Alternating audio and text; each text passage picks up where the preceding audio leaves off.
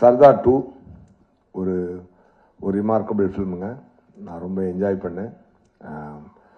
Mithran sir வந்து Lakshman sir phone அடிச்சு இந்த மாதிரி டைரக்டர் வருவார், Lakshman sir Venkatesh sir phone அடிச்சு சொன்னாங்க, அந்த மாதிரி டைரக்டர் வருவார், கதை சொல்ல வராரு அப்படின்னு சொன்னாங்க. சர்தார் ஒன்னே வந்து எனக்கு ரொம்ப பிடிச்ச படம்.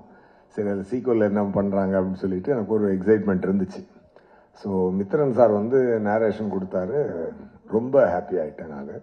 ஸோ அதான் மித்ரன் சார் சொன்ன மாதிரி உடனே நான் ஒத்துக்கிட்டேன்னா வெரி சேலஞ்சிங்கான ஒரு ரோலாக அது இருந்துச்சு. அதுக்கு வந்து அவர் டிசைன் பண்ண விதம், இந்த என்னோட கேரக்டர் அவர் டிசைன் பண்ண விதம், சர்தாருக்கு உண்டான கோல், சர்தார் இந்த படத்தில் எடுத்துக்கக்கூடிய எஃபர்ட், அது எல்லாமே ஒரு அழகான ஒரு படமாக அது ஃபார்ம் ஆயிருக்கு.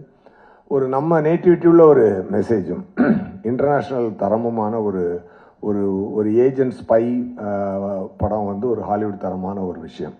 அதை வந்து நம்ம ஊர் மக்களுக்கும் கனெக்ட் ஆகிற மாதிரி, புரிகிற மாதிரி, முக்கியமாக என்டர்டெயின் பண்ணுற மாதிரி அதை வந்து ரொம்ப அழகாக கன்ஸ்ட்ரக்ட் பண்ணியிருந்தார் டைரக்டர் மித்ரன் சார். ஒவ்வொரு டைரக்டர் நல்ல டைரக்டராக இறைவன் கொடுக்குறான் எனக்கு. நல்ல மாதிரி நம்மளை செதுக்குறாங்க. நம்மளும் டைரக்டர் என்ன சொல்கிறாரோ அதை பிடிச்சி போயிடுறாரு. அதுதான் அதோடைய ஹைலைட்டாக இருந்துச்சு. நான் ரொம்ப என்ஜாய் பண்ணேன். என்னோட டே பிஃபோர் எஸ்டர்டே கூட ஒரு வைட்டல் சீன் ஷூட் பண்ணாங்க டைரக்டர் சார். அது கிட்டத்தட்ட ஒரு ஃபுல் டே, நெக்ஸ்ட் டே வந்து கண்டினியூ பண்ணி நைட்டு 2:20 வரைக்கும் ஷூட் பண்ணோம். யோகி பாபு சார், நான் இது கவுண்டரில் அங்கே கார்த்தி சார் எல்லாமே சேர்ந்து எக்ஸ்ட்ராடினரி சீனாக அது வந்துச்சு. அப்போ தான் எனக்கு ஒரு விஷயம் தோணுச்சு. நான் ப்ரொடியூசர் சாருக்கு அந்த ரிக்வெஸ்ட் வச்சுருக்கேன், சார் தயவு செஞ்சு இந்த படத்தை ஹிந்தியில் ஸ்ட்ரெயிட் ரிலீஸ் பண்ணுங்க அப்படின்னு சொல்லி நான் சொன்னேன். கண்டிப்பாக இன்னைக்கு வந்து பேன் இண்டியன் ரிலீஸ் பண்ணி மிகப்பெரிய ரெஸ்பான்ஸ் வாங்கின படங்கள் லிஸ்ட்டில் இது முக்கியமாக வந்து நிற்கும் அப்படின்ற நம்பிக்கை எனக்கு இருக்குது. அதை தனியாகவும் சொல்லிட்டேன், ஊடகத்தின் மூலமாகவும் உங்கள்கிட்ட சொல்லிக்கிறேன். கண்டிப்பாக இருக்கும். என்னென்னா த திங் இஸ் 3 ஜென்யூன் பீப்புளுங்க. ஃபர்ஸ்ட் ப்ரொடியூசர் சார், அவர் வந்து என்ன கார்த்திக் சார் என்ன பிளைண்டாக டிசைட் பண்ணாலும் அதை அப்படியே அக்செப்ட் பண்ணி பண்ணுற ஒரு ஃப்ரெண்ட்ஷிப் அவங்களுக்குள்ள. அது என்ன பொருள் செலவாக இருந்தாலும், என்ன ஒரு இதாக இருந்தாலும் ஒருத்தருக்கு ஒருத்தர் கை கொடுத்து நின்று கலையை மட்டுமே நேசித்து ஒரு சிறந்த படத்தை எடுக்கணும் அப்படின்ற ஒரு passionate producer and passionate actor. அதுக்கு தீனி கொடுக்குற அளவுக்கு ஒரு கண்டென்ட் கிரியேட்டர் நம்ம டைரக்டர் சார். இந்த 3 பேரும் உண்மையாகவே வந்து வெரி வெரி என்ன சொல்ல கிரேட்டுங்க. நான் ரொம்ப என்ஜாய் பண்ணேங்க. இந்த டீமோட ஒர்க் பண்ணும்பொழுது நான் ரொம்ப என்ஜாய் பண்ணேன்.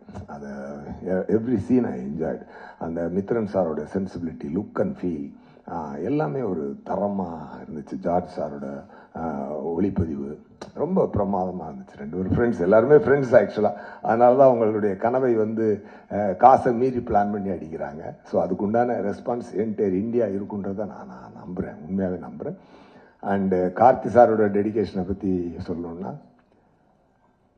கார்த்தி சார் இருக்கக்கூடிய பெரிய ப்ளஸ் என்ன அப்படின்னு சொன்னால், மூளையும் மனசுக்கும் ஃபில்டரே இல்லாமல் வார்த்தை வரும். அது நல்லதாக இருந்தாலும் சரி, அது தப்பாக இருந்தாலும் சரி, எதாக இருந்தாலும் ஸ்ட்ரெயிட்டாக பேசக்கூடிய ஒரு ஃபில்டர் இல்லாத ஒரு சிறந்த மனிதர், நல்ல நடிகர் போக ஒரு சிறந்த மனிதர், ரொம்ப சின்சியரான ஆக்டர். அதை வந்து எப்படி சொல்ல, ஒரு star actor. And Mithran sir சொன்ன மாதிரி கிட்டத்தட்ட அந்த கெட்டப்லாம் போடுறதுக்கு 2.5 hours, ரிமூவ் பண்ணுறதுக்கு 45 minutes. அப்படி எவ்ரிடே அதை கேரி பண்ணி பண்ணுறதுன்றது.